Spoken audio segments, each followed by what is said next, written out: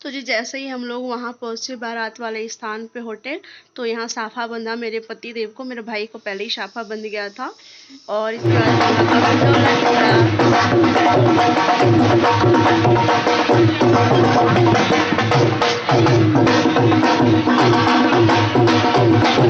शादी में हो गई सबसे ज्यादा गड़बड़ी, बहुत तेज बारिश आया, दुल्हन की एंट्री, दूल्हे का एंट्री सब बेकार हो गया, जितना डेकोरेशन था सारा का सारा बेकार हो गया। मतलब दूल्हा दुल्हन बहुत ज़्यादा इमोशनल हो गए, दुल्हन की माँ दूल्हे की माँ सब रोने लग गए, क्योंकि दूल्हा जो है एक ही भाई था, तो उसकी मम्मी को यूं लग रहा था कि लास्ट और फर्स्ट यही है, इस वजह से उन लोग ज़्यादा इमोशनल हो गए। पर बहुत इसके बाद हो गई दूल्हे की एंट्री, और दूल्हे की एंट्री होने के बाद बारिश में ही दूल्हा का एंट्री हुआ, सब लोग गीले हो गए थे, जो लोग इधर छुपे हुए थे उन लोग बचे।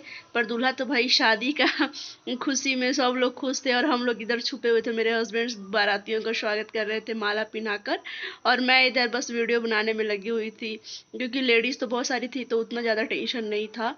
और इसके बाद फिर दूल्हा का एंट्री हो गया जयमाल वगैरह के लिए, दुल्हन की भी बारिश में ही एंट्री हो गई, और दूल्हा दुल्हन ढोल पे डांस किए सब लोग।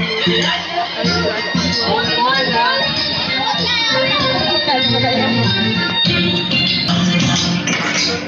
राम राम सिया राम राम सिया राम राम सिया राम राम सिया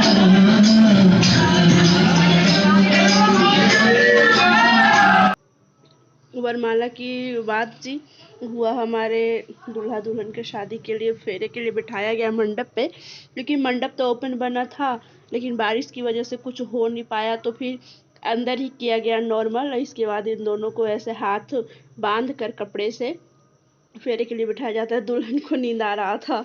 और इसके बाद फिर दुल्हन जो है दूल्हा दुल्हन फेरे के लिए खड़े हो गए, अब इन लोग दोनों फेरे लेंगे।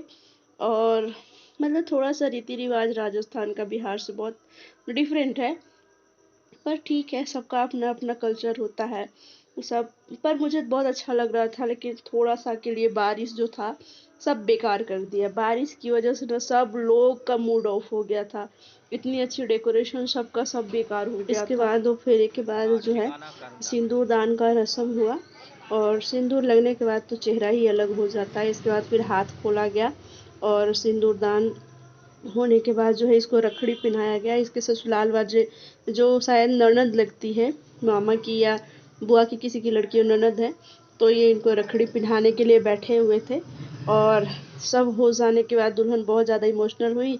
इसके बाद दूल्हा जो है मंगलसूत्र पहना रहा था दुल्हन को, लेकिन होता है ना कि माँ बाप से बिछड़ने का अलग ही दुख होता है, लेकिन बेचारी बहुत ज़्यादा इमोशनल हो गई थी, हम लोग इसको बहुत कंट्रोल कर रहे थे। इसके बाद जी मैं बैठी हथेला करने, जिसको कन्यादान कहते हैं, हम दोनों पति पत्नी कन्यादान करने के लिए जो है वो शगुन देते हैं। और मेरे को तो इतना ज़्यादा इमोशन हो गई कि मैं रुमाल मुंह पे रख के रोने लगी। दुल्हन नहीं रो रही थी, लेकिन मुझे ना अपना दिन याद करके रोना आया, और मैं रोने लग गई। सब मुझे ही कंट्रोल, दुल्हन छोड़ मुझे ही। फिर शादी के बाद जी हमारे यहाँ का ऐसा कुछ माहौल था, हम लोग घर आ गए थे वापस, घर में सब ऐसे ही बैठे थे, क्योंकि दुल्हन की विदाई सुबह में 6 बजे थी, और शादी 2 बजे ही ख़त्म हो गया था, सबका यही हाल था।